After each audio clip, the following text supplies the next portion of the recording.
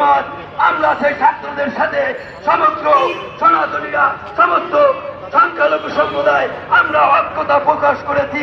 আমরা চেয়েছি একটি স্বাধীন সার্বভৌম গণতান্ত্রিক রাষ্ট্র এবং সেখানে থাকবে না দাঙ্গা হাঙ্গা নির্যাতন অত্যাচার জুলুম ভাঙচুর। আমরা তার পক্ষে ছাত্রদের পক্ষে আমরা ছিলাম। ছাত্রদেরকে আমরা অভিনন্দন জানাই। ছাত্রদের আন্দোলনের ফসল আজকে যারা অন্তর্বর্তীকালীন সরকার এসেছে, যিনি অন্তর্বর্তীকালীন সরকার, আমরা তাকে সংখ্যালঘুর পক্ষ থেকে অভিনন্দন জানাচ্ছি এবং স্বাগত জানাচ্ছি।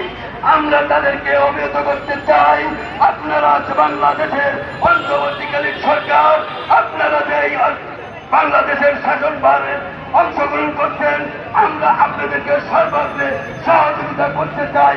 কিন্তু দুঃখের বিষয়, আমাদের বিগত দিনে এই যে দাঙ্গা হাঙ্গা এবং নির্যাতন জুলুম কেন হয়েছে তার আমরা জবাব চাই। প্রিয় অন্তর্বর্তীকালীন আমাদের শ্রদ্ধাভাজন অন্তর্বর্তীকালীন সরকারের সকল উপদেষ্টার প্রতি আমাদের আহ্বান থাকবে, আপনারা নিজেদের